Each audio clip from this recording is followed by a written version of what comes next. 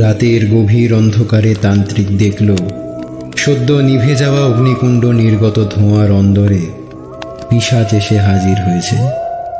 সে আদেশের সুরে বলল, আজও তোকে একই কাজ করতে হবে। যা যা, শেষ করে দে, শেষ করে দে রাজার দ্বিতীয় সন্তানকে। যা যা যা। কথা শেষ হতেই সেই ভয়াল দর্শন পিশাচ অদৃশ্য হল। মনে মনে নিষ্ঠুর হাসি হাসল তান্ত্রিক। তাকে অপমান করার প্রতিশোধ এবার সে নেবেই। পুরো রাজবংশকে নিঃশেষ করবে সে। এদিকে প্রথম সন্তান হারিয়ে বিমর্ষ রাজা ডেকে পাঠালেন কুলপুরোহিত প্রদ্যুৎ মোহনকে। তিনি শুধু পূজারী নন, একজন সন্ন্যাসীও। তিনি সব দেখে শুনে অশুভ কিছুর আন্দাজ করলেন। রাজার দ্বিতীয় এবং তৃতীয় সন্তানের হাতে একটা কবচ বেঁধে দিয়ে বললেন সেগুলো যেন কোনো অবস্থাতেই খোলা না হয়। তারপর সমগ্র রাজমহল মন্ত্রবন্ধনে আবদ্ধ করলেন। তারপর রাজার কথায় কিছু একটা সন্দেহ করে দুজন রক্ষীকে সঙ্গে নিয়ে রাতের অন্ধকারে এগিয়ে চললেন শ্মশানের দিকে। শ্মশানে পৌঁছে তান্ত্রিককে দেখে তার সন্দেহ বিশ্বাসে পরিণত হল। রক্ষী দুজনকে ইশারা করতেই তারা সেই তান্ত্রিককে বন্দি করে নিয়ে গেল। পুরোহিত প্রদ্যুৎ মোহন সেখানেই উপবেশন করে নিজ ক্রিয়া শুরু করলেন। এদিকে পিশাচ হাওয়ায় ভেসে চলে এলো রাজপ্রাসাদের সম্মুখে, কিন্তু ভিতরে ঢুকতে যেতেই বাধা পেল। সে মহলের চারপাশে ঘুরল কিছুক্ষণ, বারংবার চেষ্টা করল, কিন্তু কিছুতেই অভীষ্টে পৌঁছতে পারল না। যতই সে ব্যর্থ হলো ততই তার রাগ বৃদ্ধি পেল। শেষে অসফল হয়ে সে ফিরে চলল শ্মশানের দিকে। তান্ত্রিকের শিরচ্ছেদ করে শরীরের রক্ত শুষে নিতে না পারলে তার রোষের আগুন নিভবে না। ঝড়ের বেগে সে শ্মশান চত্বরে এসে থমকে দাঁড়াল। কোথায় তান্ত্রিক? এই যে পুণ্য সাধু। তার শরীর থেকে তেজ রশ্মি বিচ্ছুরিত হচ্ছে। রক্তাভ দৃষ্টিতে তার দিকে চেয়ে মন্ত্রোচ্চারণ করছে। সাধুর পাশে রাখা ওটা কি? বিপদ টের পেল পিশাচ, কিন্তু তার আর কিছু করার নেই। কেউ যেন তাকে অদৃশ্য শিকলে বেঁধে তার সমস্ত শক্তি নিংড়ে দিচ্ছে। ধীরে ধীরে অন্ধকার আরো গাঢ় হয়ে এলো তার সামনে।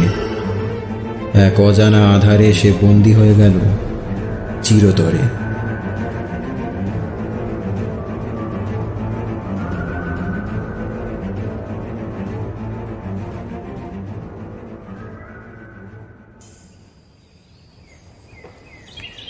শশধরবাবু লিস্ট মিলিয়ে দেখলেন সাপ্লায়ার ছেলেটা সবকিছুই নিয়ে এসছে। তার মনটা খুশিতে ভরে উঠল। প্রত্যেকটা জিনিস যতটা পুরানো ততটাই সুন্দর তাদের নকশা ও কারুকার্য। বাজারে ভালো দাম পাওয়া যাবে। অনেক দিনের পুরনো তার অ্যান্টিকের দোকান। বেশিরভাগ কাস্টমার তার চেনা জানা। মাঝে মধ্যেই তারা এসে নতুন জিনিসের খোঁজ করে যায়। তার চাহিদা মতো অনেকগুলো জিনিস তিনি বেছে নিলেন। অ্যাডভান্স করাই ছিল, হিসেব করে বাকি টাকার চেকও লিখে দিলেন। ছেলেটা বলল, দাদা, ওই যে মূর্তিটার কথা আপনাকে বলেছিলাম না, একবার দেখবেন নাকি? বেশি দাম নয় কিন্তু মূর্তিটার। শশধরবাবু এত ভালো জিনিস দেখে মূর্তিটার কথা ভুলেই গেছিলেন। তিনি সেটা দেখতে চাইলেন। ছেলেটা একটা ব্যাগ থেকে মূর্তিটা বার করে তার হাতে দিল। মূর্তিটা হাতে নিতেই বুকটা অজানা একটা ভয়ে শিরশির করে উঠল শশধরবাবুর। এরকম অদ্ভুত দর্শন মূর্তি তিনি আগে কখনো দেখেননি। বিভিন্ন প্রাচীন মন্দিরে যেরকম রাক্ষসের মূর্তি দেখা যায়, খানিকটা সেই রকম। দেহটা সিংহ সদৃশ, একটা মুদ্রার ভঙ্গিতে দাঁড়িয়ে, মুখটা রাক্ষসের মতোই হাঁ করে আছে। কালচে লাল রঙের পাথরে খোদাই করে মূর্তিটা বানানো। গায়ের অলংকার এবং পোশাকের কারুকার্য সত্যি প্রশংসার দাবি রাখে। তিনি মূর্তিটাও রেখে দিলেন। অনেক কাস্টমার এরকম ভয়ানক জিনিসই খুঁজতে আসে। মানুষের অ্যান্টিক সংগ্রহের শখ যে কত বিচিত্র রকম তা তিনি এত বছরে ভালোই জেনেছেন। ছেলেটা টাকার অঙ্ক বুঝে নিয়ে দোকান থেকে বেরিয়েই যাচ্ছিল, দরজার মুখে দাঁড়িয়ে হঠাৎ বলল, ও হ্যাঁ, ভালো কথা। এই মূর্তির মাথাটা যেন কেউ না খোলে। কথাটা বলেই বাইরে বেরিয়ে গেল সে। শশধরবাবুর কৌতূহল বেড়ে গেল। তিনি ঘুরিয়ে ফিরিয়ে দেখতে লাগলেন মূর্তিটাকে। সত্যি মাথার নিচে গলার কাছে একটা অস্পষ্ট দাগ দেখা যাচ্ছে। তিনি মাথাটা ধরে একটু জোরে মোচড় দিলেন, সেটা প্যাঁচ খেয়ে ঘুরে গেল। তারপর কয়েক পাক ঘোরাতেই খুলে গেল মূর্তির নিরেট মাথাটা।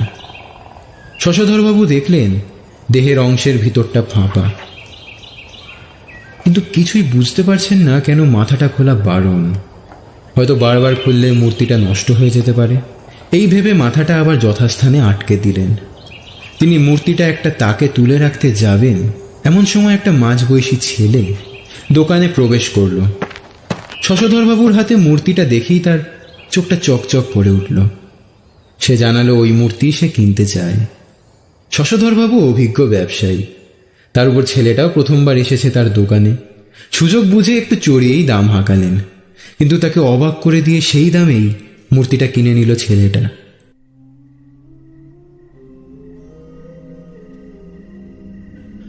আজ অফিস থেকে বেরোতে একটু দেরি হয়ে গেছে প্রণববাবুর।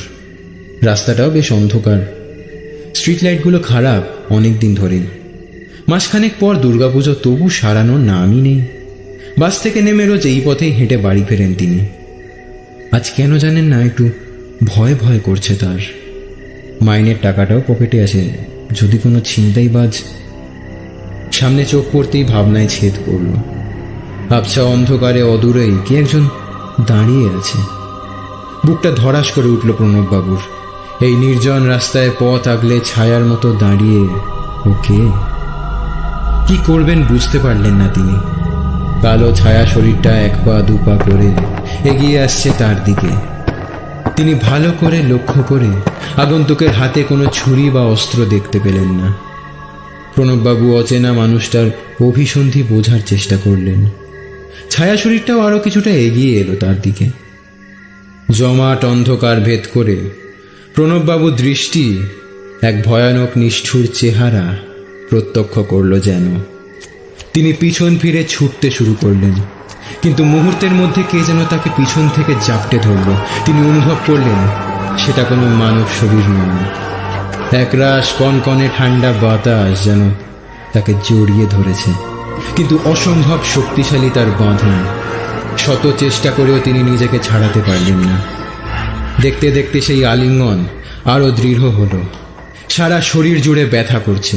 তিনি চিৎকার করতে যাবেন, ঠিক সেই মুহূর্তে দুটো হাত তার গলা টিপে ধরল। ভয় ও বিপদের আশঙ্কায় তার বুকের মধ্যে কেউ যেন হাতুড়ির ঘা দিতে শুরু করলো। তার দম বন্ধ হয়ে আসছে। বিস্ফারিত চোখ দুটো গলার চাপ সহ্য করতে না পেরে কোটর থেকে ঠেলে বেরিয়ে আসতে চাইছে। ধীরে ধীরে তার চেতনা লোপ পেতে শুরু করলো। অন্ধকার রাতে সেই নির্জন রাস্তায় প্রণববাবুর মাথাটা কেউ দেহ থেকে বিচ্ছিন্ন করে ফেলল এক সময়। দেহটা রাস্তার উপরেই লুটিয়ে পড়ে বেশ কিছুক্ষণ কাঁপতে কাঁপতে স্থির হয়ে গেল। বায়বীয় ছায়াটা আবার জমাট বাঁধতে শুরু করলো।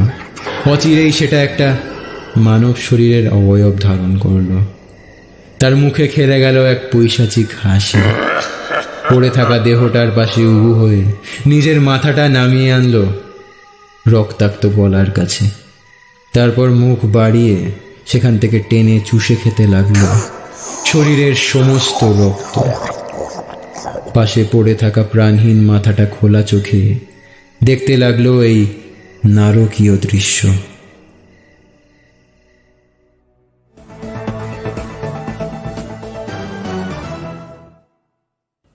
বছরের শেষ থেকে নতুন বছরের শুরু। শহর কলকাতায় তিনটি খুন। ট্যাংরা প্রগতি ময়দানের পর এবার এন্টালি। বছরের প্রথম দিন এন্টালি লরি রোড থেকে অজ্ঞাত পরিচয় ব্যক্তির দেহ উদ্ধার। দেহে একাধিক আঘাতের চিহ্ন রয়েছে। খুন নাকি দুর্ঘটনা, মৃত্যু রহস্য ঘিরে সকালবেলা অফিস যাওয়ার আগে টিভি চালিয়ে খবরটা শুনল অনিন্দ। আজ আবার একই ঘটনা শুনে মন খারাপ হয়ে গেল ওর। সেই সঙ্গে দুশ্চিন্তাও বাড়ল।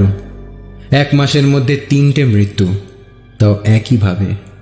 অন্ধকার রাস্তায় আততায়ী মানুষের ধর থেকে মাথাটা আলাদা করে দিচ্ছে।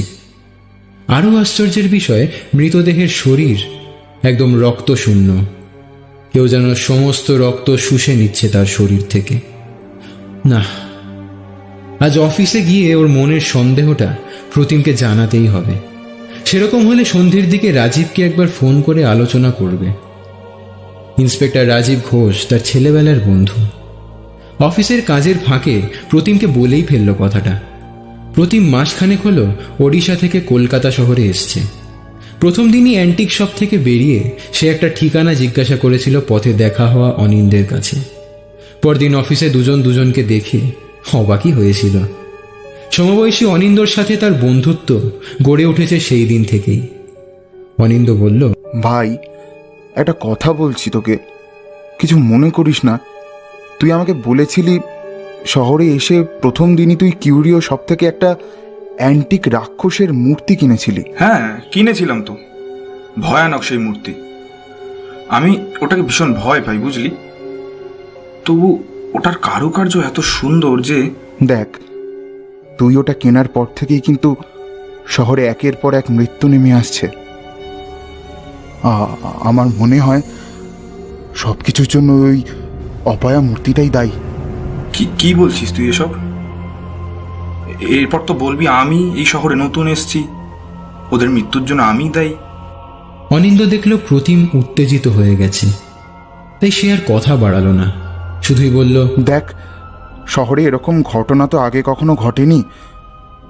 তাই আমি ভাবলাম তুই ওই মূর্তিটার মধ্যে অস্বাভাবিক কিছু লক্ষ্য করেছিস কিনা, তাই জানতে চাইলাম। আচ্ছা, তোর যদি কোনো আপত্তি না থাকে আমাকে একবার দেখাবি মূর্তিটা? এতক্ষণে প্রতিম শান্ত হয়েছে। একগাল হেসে সে সম্মতি দিল। সন্ধ্যার দিকে অফিস থেকে বেরিয়ে প্রতিমের বাড়িতে গেল অনিন্দ। শহরের একধারে একটু নিরিবিলি জায়গায় বাড়িটা। ঘরে ঢুকে একটা চেয়ারে বসলো অনিন্দ। প্রতিম নিজে এসেই মূর্তিটা তার হাতে দিল, তারপর চা বানাতে ভিতরে চলে গেল। অনিন্দ ঘুরিয়ে ফিরিয়ে দেখল মূর্তিটা। ফাঁকা ঘরে মূর্তির দিকে তাকিয়ে তার শির দাঁড়া বেয়ে একটা ঠান্ডা স্রোত বয়ে গেল। এমন ভয়ঙ্কর জিনিস কেউ কি ঘরে রাখে? প্রতিম আসার আগে সে চটপট মোবাইলে ওটার কয়েকটা ছবি তুলে নিল। অনিন্দ চেয়ার ছেড়ে উঠে গিয়ে মূর্তিটা যথাস্থানে রেখে দিল। তখনই প্রতিম ঘরে ঢুকল চা নিয়ে। চা খেতে খেতে অনিন্দ জিজ্ঞাসা করল, শুধু মূর্তি ছাড়া আর কোনো অ্যান্টিক নেই তোর ঘরে? প্রতিম বলল, ওড়িশার বাড়ি থেকে সব কিছু আনা হয়নি, তবে মাসের প্রথমে মাইনে পেলে আরো কিছু কিনবো ভাবছি। এরপর কিছু কথাবার্তা বলে উঠে পড়ল অনিন্দ। প্রতিমের বাড়ি থেকে বেরিয়ে কিছুটা দূরে দীর্ঘ একটা অন্ধকার রাস্তা। সেই রাস্তায় ছায়ার মতো একটা লোককে দেখে সে চমকে উঠল। আজ শনিবার। আগের ঘটনাগুলো শনিবারই ঘটেছে। ভয়ে ভয়ে এগিয়ে এলো সে। কাছে গিয়ে দেখলো একজন গোবেচারা ভদ্রলোক। তিনিও বোধহয় ওকে দেখে ভয় পেয়েছিলেন। ভদ্রলোক একরাশ বিরক্তি নিয়ে বললেন, আজকাল কি যে হয়েছে, স্ট্রিট লাইটটাও ঠিকঠাক জ্বলে না, আর যত অপকর্ম সব এই অন্ধকারে। অনিন্দ ওনার কথায় সায় দিয়ে বলল, ঠিকই বলেছেন, যাকে সাবধানে যাবেন। কথাটা বলে আর দাঁড়ালো না সে। সামনের মোড় থেকে বাড়ি ফেরার বাস ধরল। বাড়ি গিয়ে মূর্তির ছবিগুলো রাজীব আর প্রফেসর চৌধুরীকে পাঠাতে হবে। প্রয়োজন হলে দুজনের সাথে কথাও বলতে হবে ফোনে। কাল একবার কিউরিও শপটায় যাওয়া দরকার। অনিন্দ চলে যেতেই মূর্তির কাছে এসে দাঁড়ালো প্রতিম। মূর্তিটাও তার দিকে একটা কঠোর দৃষ্টি ফেলে হাঁ করে তাকিয়ে আছে। একলা এই ঘরে নিভু নিভু আলোয় একটা শিরশিরে ভয় ঘিরে ধরতে শুরু করলো তাকে। কোনো এক মায়া জালে সে যেন আটকা পড়েছে, কিছুতেই দৃষ্টি ফেরাতে পারছে না ওই মূর্তি থেকে। তার সারা শরীর ঘেমে যাচ্ছে, কেমন অবসন্ন লাগছে সারা শরীরটা। চোখ বুজে মেঝেতে শুয়ে পড়ল প্রতিম। মেঝেতে শুয়ে থাকাকালীন অনেকগুলো চিন্তা তার মাথায় এলো।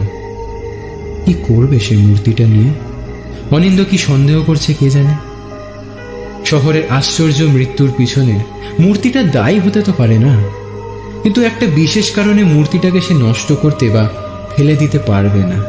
আবার প্রতিনিয়ত এই ভয়ঙ্কর মূর্তির দর্শন তার পক্ষে দুর্বিষহ হয়ে উঠছে। তার চেয়ে ভালো আলমারিতে তুলে রাখবে মূর্তিটাকে। কথাটা ভেবে খানিকটা নিশ্চিন্ত হলো প্রতিম। একটু পরে প্রচণ্ড ক্ষুধা এবং তৃষ্ণা অনুভব করলো সে। অনিন্দর সাথে গল্প করতে করতে সে ভুলেই গেছে আজ ঘরে কোনো খাবারই নেই। এখন রান্না করা অসম্ভব। যা জোর খিদে পেয়েছে, আর অপেক্ষা করে লাভ নেই, পেটের কোনায় একটা ব্যথা অনুভূত হচ্ছে। কাল বিলম্ব না করে গায়ে জামা গলিয়ে দরজায় তালা ঝুলিয়ে রাস্তায় বেরিয়ে এলো সে। আজ কোনো বাইরের হোটেলেই খেতে হবে। একটু জল খেয়ে বেরোলে ভালো হতো, তৃষ্ণায় গলাটা একেবারে শুকিয়ে আসছে। রবিবার একটু বেলা করে ঘুম থেকে ওঠে অনিন্দ। আজ ঘুম ভাঙতেই একটা সন্দেহের বশে টিভির সুইচটা অন করে দিল, আর খবরটা চোখে পড়তেই সে প্রায় আঁতকে উঠল। আবার খুন হয়েছে শহরের অন্ধকার গলিপথে। রাস্তার ওপর দ্বিখণ্ডিত হয়ে পড়ে আছে লোকটা, বিচ্ছিন্ন মাথাটা পাশে গড়াগড়ি খাচ্ছে, শরীর রক্ত শূন্য। ইনসেটে মৃত লোকটা ছবি দেখতেই তার হাত পা ঠান্ডা হয়ে গেল। ইনি যে কালকের অন্ধকার রাস্তায় দেখা হওয়া সেই মানুষটা, তাতে কোনো সন্দেহ নেই। আর স্থির থাকতে পারল না অনিন্দ। উত্তেজনায় তার সারা শরীর কাঁপছে। যে রাস্তায় যে সময় সে কাল রাতে হেঁটেছে, সেখানেই তার কিছুক্ষণের মধ্যে ঘটেছে ঘটনাটা। এমনকি লোকটার সাথে সে কথাও বলেছে। কোনোভাবে পুলিশি ঝামেলায় জড়িয়ে পড়বে না তো সে? গতকাল মূর্তির ছবিগুলো সে প্রফেসর চৌধুরী এবং ইন্সপেক্টর রাজীবকে পাঠিয়েছিল। প্রফেসরকে সে সন্দেহের কথাও জানিয়েছে। রাজীব গতকাল ব্যস্ত থাকায় তার সাথে কথা হয়নি। আজ আবার সে ফোন করলো রাজীবকে। 2-3বার রিং হতেই ফোনটা রিসিভ করলো রাজীব। অনিন্দ তাকে সব কিছু খুলে বলল, নিজের সন্দেহ থেকে শুরু করে গতকালের ঘটনা অবধি সব কিছু। শুনে কিছুটা অবাক হলো রাজীব। অনিন্দ বলল, যে কিউরিও সব থেকে প্রতিম কিনেছে মূর্তিটা, সেখানে সে একবার যেতে চায়, তার থেকে জানতে চায় মূর্তিটার সম্পর্কে। রাজীব তার সঙ্গে গেলে ভালো হয়। এই ব্যাপারে তারও যদি কিছু জানার থাকে তাহলে সে জেনে নিতে পারবে। এই কেসটা নিয়ে বিগত 1 মাস ধরে রাজীব নাজেহাল, কোনোভাবে কোনো কিনারা করতে পারছে না। এই সূত্র ধরে যদি কোনো লিড পাওয়া যায়, এই ভেবে সে রাজি হয়ে গেল। দোকানের সামনে কখন দাঁড়াবে জানিয়ে ফোনটা কেটে দিল সে। অনিন্দ চটপট তৈরি হয়ে নিল। প্রাতরাশ সেরে সে রওনা দিল কিউরিও শপের উদ্দেশ্যে। দোকানের সামনে এসে দেখল রাজীব তার আগেই সেখানে উপস্থিত হয়েছে। দুজনে মিলে দোকানে প্রবেশ করল। এদিক ওদিক কিছুক্ষণ ঘুরে এটা ওটা জিনিস হাতড়ে দোকানি লোকটার কাছে আসল কথাটা বলল রাজীব। দোকানে পুলিশ ঢুকতে দেখে এমনিতেই একটু হকচকিয়ে গেছিলেন শশধরবাবু, কিন্তু মূর্তির ব্যাপারে জানতে চাইছে দেখে কিছুটা নিশ্চিন্তই হলেন। এইসব দোকানে কিছু বেআইনি জিনিসও থাকে আসলে, তাই পুলিশ দেখলে ভয় পাওয়ারই কথা। শশধরবাবু সবকিছুই বললেন। মূর্তিটা কবে কিভাবে পেয়েছেন, কত দামে কিনেছেন, কত দামে বিক্রি করেছেন, কাস্টমার যে দোকানে নতুন, এমনকি মূর্তির মাথা খোলার ব্যাপারে সাপ্লায়ার ছেলেটার কি সতর্কতা ছিল এবং তা লঙ্ঘন করেছেন সবকিছু জানালেন তিনি। শেষে সাপ্লায়ার এবং কাস্টমারের কন্ট্যাক্ট ডিটেলসও দিলেন পুলিশকে। তারপর আমতা আমতা করে জিজ্ঞাসা করলেন, কেন স্যার, কিছু সমস্যা হয়েছে? রাজীব ব্যাপারটাকে হালকা করে দিয়ে বলল, না না, সেরকম কিছু নয়, জাস্ট একটা এনকোয়ারি, একটা ইনভেস্টিগেশনের কাজে লাগবে। ওনাকে ধন্যবাদ জানিয়ে দোকান ছেড়ে বেরিয়ে এলো অনিন্দ আর রাজীব।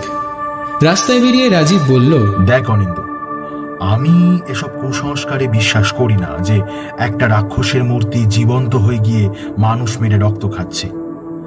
আবার তোর সন্দেহ উড়িয়েও দিচ্ছি না। অলৌকিক কিছু না হোক, খুনের সঙ্গে এই মূর্তি বা মূর্তির মালিকের কোনো সম্পর্ক থাকতেই পারে, কারণ মূর্তির সঙ্গে সঙ্গে ছেলেটাও শহরে নতুন এসেছে, আর তারপর থেকেই ঘটছে এই সব ঘটনা। সিরিয়াল কিলিংয়ের কেস বলে মনে হচ্ছে। প্রতি শনিবার ঠিক রাত 9টা থেকে 10টার মধ্যে একইভাবে খুন। আমি কালই ওই সাপ্লায়ার ছেলেটার সঙ্গে যোগাযোগ করছি, সবকিছু খবর নিয়ে তোকে জানাবো, সাবধানে থাকিস। রাজীব নিজের গাড়িতে উঠে বসল। অনিন্দ বাড়ির পথ ধরল। মূর্তির মাথাটা খোলার কথাটা শুনে তার মনটা কেমন খচখচ করছে। পকেট থেকে ফোনটা বার করল সে। প্রফেসরকেও সবকিছু জানানো দরকার। দেখতে দেখতে একটা সপ্তাহ কেটে গেছে। শরতের আকাশে ভেসে বেড়ানো সাদা মেঘের আড়ালে রোদ ঝলমল করছে। আরেকটা শনিবার উপস্থিত হয়েছে। অনিন্দ আজ অফিসে যায়নি। কথা মতো বিকেলের দিকে এসে হাজির হয়েছে প্রফেসর চৌধুরীর বাড়িতে। মূর্তিটার বিষয়ে খোঁজ খবর নিয়ে অনেক কিছু জেনেছেন তিনি। চায়ের কাপে চুমুক দিয়ে অনিন্দকে বুঝিয়ে বললেন সব কথা। এই মূর্তি কোনো সাধারণ মূর্তি নয়, বিশেষ পাথর দিয়ে বিশেষ নকশায় তৈরি হতো এই মূর্তি। প্রাচীন ঋষিরা দুষ্ট আত্মাদের কয়েদ করে রাখবার জন্য এই মূর্তি ব্যবহার করতেন। এসব এতদিন নিছক গল্প বলেই লোকে মনে করত। বাস্তবে যে মূর্তির অস্তিত্ব থাকতে পারে তা সকলের ভাবনার অতীত। আর ইচ্ছে করে এই মূর্তির রূপ বিভৎস করা হতো যাতে সাধারণ মানুষ এর থেকে দূরে থাকে। আত্মাকে পুনরায় বশ করবার জন্য মন্ত্রও লেখা হতো মূর্তির গায়ে। তোমার পাঠানো মূর্তির গায়েও তো সেই রকমই মন্ত্র লেখা আছে। আর আমি এসব কিছু জেনেছি আমার এক পুরাতাত্ত্বিক বন্ধুর কাছ থেকে, আর এক ভাষাবিদ বন্ধুর কাছ থেকে এই ভাষার পাঠোদ্ধারও করেছি। কথাবার্তা বলতে বলতে দিনের আলো নিভে সন্ধ্যা নামল। অনিন্দ বলল, তার মানে ওই মূর্তি থেকে কোনো শয়তান আত্মা বেরিয়ে এসে এইসব ঘটনা ঘটাচ্ছে? প্রফেসর বললেন, এটা অনেকটা ওই বুমেরাঙের মতো। বুমেরাং বোঝো তো? মানে সেই আত্মা যদি নিজেই মূর্তিটা নষ্ট করে তাহলে সে তার সমস্ত অলৌকিক শক্তি হারাবে। আবার আমরা যদি ওটা নষ্ট করি তাহলে তাকে আর কোনো দিন বন্দি করতে পারবো না। আবার মন্ত্র পড়তে হবে সেই আত্মার সম্মুখে। অনিন্দ আরো কিছু বলতে যাচ্ছিল, এমন সময় রাজীবের ফোন এলো।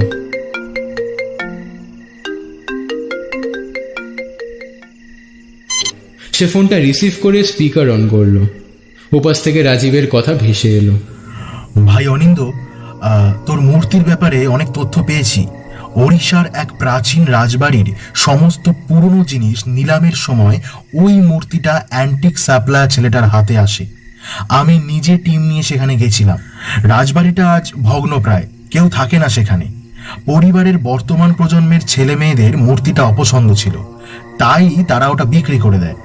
তবে নিজেরা কুসংস্কারে বিশ্বাস না করলেও জানিয়ে দেয় এই মূর্তির মাথার অংশটা খোলা বারণ, খুললে নেমে আসবে ঘোর অমঙ্গল। এতটা বলে সে একটু থামলো, তারপর আবার বলল, আর একটা কথা শোন, খুনের স্পটগুলো যদিও খুব অন্ধকার ছিল, তবে তার চারপাশে একটা ছেলেকে আবঝা দেখা গেছে। তার চেহারার সঙ্গে তোর ওই অফিস কলিগের অনেকটা মিল। এখন 7টা বাজে, আমি বাড়িতেই আছি। তুই ঘন্টাখানেকের মধ্যে চলে আয়, তারপর টিম নিয়ে একসঙ্গে বেরোবো। এই রে, আমার অ্যাপার্টমেন্টে আবার লোডশেডিং হয়ে গেল। আচ্ছা শোন, ফোন রাখছি, তুই চলে আসিস। কে কে কে ওখানে?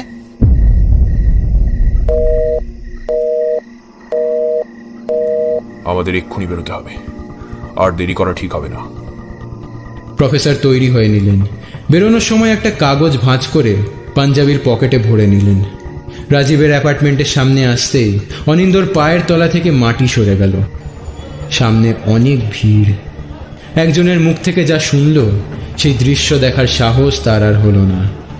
রাজীবের পরিণতিও হয়েছে বাকি 4 জনের মতোই। বন্ধুর মৃত্যু শোকে কেঁদে ফেলল সে। প্রফেসর তাকে অনেক বোঝানোর চেষ্টা করলেন নিজেকে সামলানোর জন্য। 2 জন কনস্টেবলকে সঙ্গে নিয়ে তারা আবার রওনা হলেন প্রতিমের বাড়ির উদ্দেশ্যে। অন্ধকারে নিস্তব্ধ প্রেতপুরীর মতো দাঁড়িয়ে আছে বাড়িটা।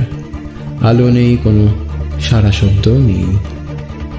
অনিন্দ, প্রফেসর চৌধুরী এবং 2 জন কনস্টেবল দরজার সামনে এসে দাঁড়ালো। খেলা দিতে বোঝা গেল সেটা ভিতর থেকে বন্ধ। প্রফেসরের চোখের ইশারায় একজন কনস্টেবল একটু পিছিয়ে গিয়ে জোরে ধাক্কা দিল দরজা। দরজাটা খুলে যেতেই 4 জন ঘরের ভিতরে প্রবেশ করল। কিন্তু সামনে ওটা কে? ঘরে নিভু আলোয় ওরা দেখল সামনের মেঝের উপর দৈত্যাকার একটা মানব শরীর ছটফট করছে আর বিড়বিড় করে বলছে,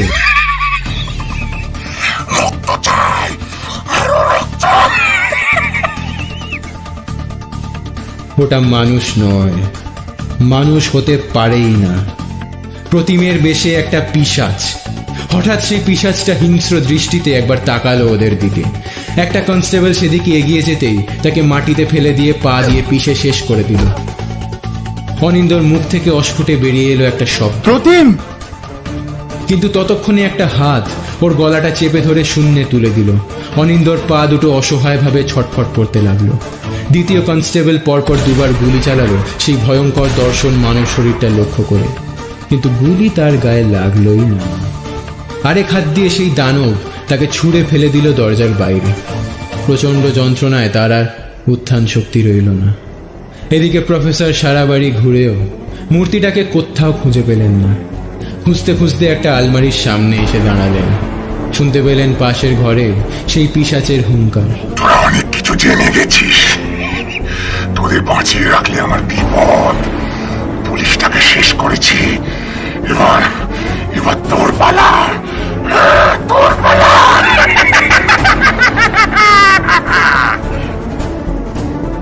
অনিন্দর পায়ের নাড়াচাড়া বন্ধ হয়ে গেছে, চেতনা লোপ পাচ্ছে ধীরে ধীরে। ঠিক সেই সময় প্রফেসরের মন্ত্রোচ্চারণ শোনা গেল। তৎক্ষণাৎ গলার কাছে চাপটা আলগা হয়ে গেল। অনিন্দ মেঝেতে পড়ে হাঁপাতে লাগলো। প্রতিমের বিশাল অশরীরী অবয়বটা যেন কোনো অদৃশ্য শিকলে বাঁধা পড়েছে ততক্ষণে। ভয়ঙ্কর চিৎকার করে উঠল সে। কিছুক্ষণ ছটফট করলো অসহায়ভাবে। তারপর একটা জমাট বাঁধা ধোয়ার মতো কুণ্ডলি পাকিয়ে প্রবেশ করলো প্রফেসরের হাতে ধরা মূর্তির ভেতরে। কাজ শেষ হতেই মূর্তির মাথাটা চেপে আটকে পেঁচ ঘুরিয়ে দিলেন প্রফেসর। তারপর সেই মূর্তি কালো কাপড়ে পেঁচিয়ে বাক্সে ভরে পাথরের সাথে বেঁধে গঙ্গার জলে বিসর্জন। কথাটা বলে গল্প শেষ করে বড় বড় চোখ মেলে মুখে সেই চেনা পরিচিত হাসি মেখে আমাদের দিকে তাকিয়ে রইলেন প্রফেসর চৌধুরী। আমরা এতক্ষণ হাঁ করে তার গল্প শুনছিলাম। আমি বললাম, শহরে বছর 2 আগে এই রহস্য মৃত্যু এবং জনৈক পুলিশ ইন্সপেক্টরের একইভাবে হত্যার কথা শুনেছিলাম, কিন্তু তার নেপথ্যে যে এইরকম একটা ভয়ানক ঘটনা ছিল তা জানা ছিল না। সৌম্য জিজ্ঞাসা করল, আচ্ছা আচ্ছা আপনি বুঝলেন কি করে ওই ওই ভয়ঙ্কর পিশাচটা আসলে প্রতিম? প্রফেসর বললেন, খানিকটা সন্দেহই বলতে পারো। একটা বিষয় প্রথম থেকে আমার মাথায় এসেছিল, বুঝলেন? ওই মূর্তিটা কেনার পর ওর মাথাটা খোলা হয়েছিল, নাকি মাথাটা খোলার পর তারপর দোকানে ওর আবির্ভাব হয়েছিল। আর এই বিষয়টা জানতেই আমার কাছে সবটা পরিষ্কার হয়ে গেল। দীপ সব শুনেও এমন ভাবে তাকিয়ে রইল যেন প্রফেসরের একটা কথাও ওর বিশ্বাস হয়নি। সেটা আন্দাজ করেই প্রফেসর উঠে গিয়ে কয়েকটা ছবি এবং একটা ভাঁজ করা কাগজ নিয়ে এলেন। সেগুলো আমাদের দিকে এগিয়ে দিয়ে বললেন, আপাতত এগুলো দেখে রাখো। আর অনিন্দ এখন বিদেশে আছে, বুঝলে? সে ফিরলে আমি তোমাদের সঙ্গে আলাপ করিয়ে দেব। আমরা দেখলাম ছবিগুলো ওই মূর্তির নিচের অংশের, যেখানে সত্যি দুর্বোধ্য ভাষায় কিছু লেখা আর বাংলা হরফে কয়েকটা মন্ত্র লেখা, হয়তো সেই দুর্বোধ্য ভাষারই উচ্চারণ। বেলা বাড়তে আমরা উঠে পড়লাম। প্রফেসর জ্ঞানী মানুষ, তার কথা সত্যি হওয়ার সম্ভাবনাই বেশি। তবু যদি নিছক তার কল্পনাও হয়, আমাদের শুনতে তা মন্দ লাগেনি। রবিবারের ছুটির দিনে সেই কারণেই আমরা 4 বন্ধু মাঝে মধ্যে ছুটে আসি প্রফেসরের কাছে রোমাঞ্চকর গল্প শোনার নেশায়।